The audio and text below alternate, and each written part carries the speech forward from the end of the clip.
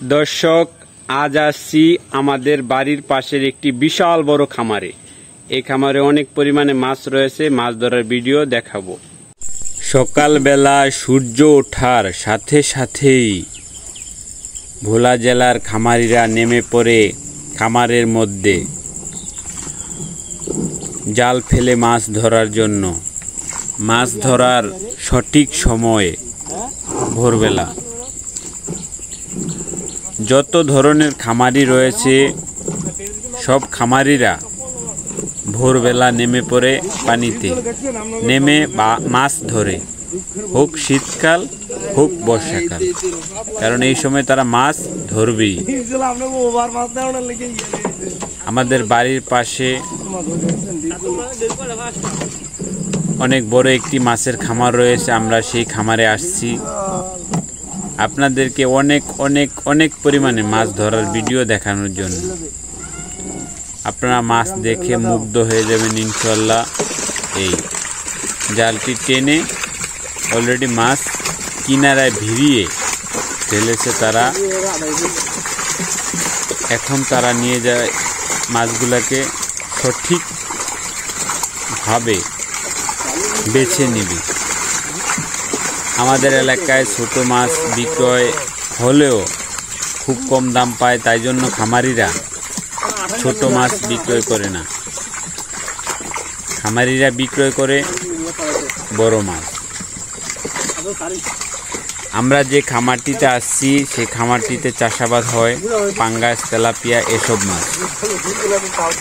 বর্তমান বাজারে এসব মাছের ব্যাপক চাহিদা, তবে এসব মাছ সবচেয়ে বেশি চাহিদা হয় অবরোধের সময়। তখন নদীতে মাছ থাকে না, সবাই পুকুরের মাছের উপর নির্ভরশীল হয়ে পড়ে, তখন মাছ বেশি চলে, খামারিরা বেশি পরিমাণে মাছ বিক্রয় করতে পারে। এছাড়াও সারা বছরই মাছ বিক্রয় করে খামারিরা। অবরোধের সময় একটু দাম ভালো থাকে, লাভ বেশি হয়। আজকে আপনারা দেখতে পাচ্ছেন 6 জন লোক মাছ ধরতেছে, তাদের 5 জনের কাছে 5টা বেরেল রয়েছে। তারা মাছ বাছাই করে মার্কেটে নিয়ে যাবে, সেজন্য বাছাই করতেছে। ভোলা জেলাতে ডাকে মাছ বিক্রয় হয়, বড় বড় বাজারে নেওয়ার পরে ডাকে মাছ বিক্রয় করা হয়, কারণ খামারিরাও জানে না তার মাছগুলা কয় টাকা বিক্রয় হবে। সম্পূর্ণ একটা ভাগ্যের উপর, আমদানির উপর বেচা কিনা বেশি কম হয়। মাছ যদি বাজারে বেশি থাকে তাহলে বাজার একটু কম থাকে, মাছ কম থাকলে বাজার বেশি থাকে। এ খামারে পাঙ্গাস মাছ বেচার উপযোগী এখনো হয়নি, তারপরও একজন ব্যাপারী আমরা দেখতে পাচ্ছি পাঙ্গাস মাছ নিয়ে নিতেছে, আর বাকি সবাই তেলাপিয়া মাছ সংগ্রহ করছে। জালে আজকে প্রচুর পরিমাণে মাছ আসছে, তাই জন্য মাছের কোনো সমস্যাই নেই। মাছ যদি জাল থেকে চলে যেতে চায় তাহলেও ছেড়ে দেয়। দেখছেন, মানে লয় ক্ষয় ভাবে মাছগুলো ধরতে, যেটা চলে যেতে চায় সেটাকে ছেড়ে দিচ্ছে, কারণ তাদের যতটুকু টার্গেট অনুযায়ী তারা মাছ ধরা কমপ্লিট করে ফেলেছে।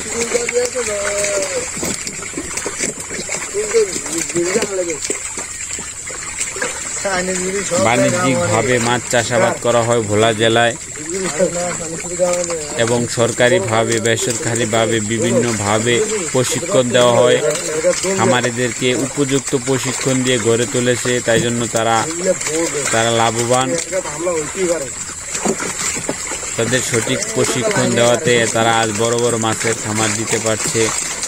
বা ভোলা জেলায় যেসব যারা মাছ চাষাবাদ করে সবাই বেশিরভাগ মানুষই শিক্ষিত, তারা সঠিক পরিচর্যা করতে জানে,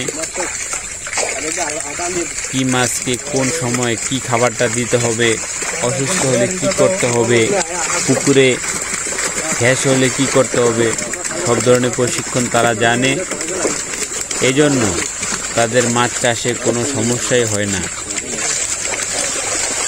তাদের যতটুকু প্রয়োজন সব মাছ তারা নিয়ে নিয়েছে। এই এখন মাছ ছেড়ে দিবে, আর যদি সামনে বড় বড় মাছ পড়ে তখন নিয়ে নেবে, বাকি সব মাছ ছেড়ে দিবে। এসব খামারে অনেক সময় দেখা যায় বড় বড় শোল মাছ পায়, আর শোল মাছ পাওয়ার কারণ হলো এই খামারগুলা বড় বড় বিলের পাশে অবস্থিত, বড় বড় খালের পাশে অবস্থিত, নদীর পাশে অবস্থিত। বৃষ্টির সময় লাফিয়ে এসব খামারে এসে পড়ে, তাই জন্য খামারিরা অনেক সময় দেখা যায় বড় বড় শোল মাছ পায়। এছাড়াও বিভিন্ন মাছ পায়, টাকি মাছ, শিং মাছ, এসব মাছ, কই মাছ, এসব মাছ পায়। তবে এসব মাছ পেলে আর ছাড়াছাড়ি নেই, খামারি এসব মাছ বাসায় নিয়ে যায়। আর যেসব খামার খালের পাশে, নদীর পাশে খালের পানি দিয়ে মাছ চাষাবাদ করা হয়, সেসব খামারে প্রচুর পরিমাণে বাইলা মাছ থাকে। কারণ খালের পানির মধ্যে বাইলা মাছের ছোট ছোট জিরো বাচ্চা থাকে। এসব বাচ্চা খামারে এসে পড়ে, এসে বড় হয়ে যায়, খামারিরা ধরে সেগুলা খেয়ে ফেলে। বাইলা মাছ অনেক সুস্বাদু মাছ। আমাদের এলাকায় এগুলোর দাম অনেক বেশি, কিন্তু চাষাবাদ হয় না এসব মাছ। যদিও দুই একটা আসে তখন তারা ধরে ফেলে, কারণ মাছ এই বড় মাছের পাশাপাশি যদি ছোট মাছ থাকে তাহলে তারা চাষাবাদ করতে সমস্যা হয়ে যায়। এখন তারা উপরে নিচে ভালোভাবে দেখে নিচ্ছে তেলাপিয়া মাছ আছে কিনা, বড় তেলাপিয়া মাছ। কারণ বড় তেলাপিয়া মাছ কোনো ছাড়াই যাবে না, তারা বড় টার্গেট নিয়ে নেমেছে, অনেক পরিমাণে মাছ তারা ধরবে। এই জন্য বড় বড়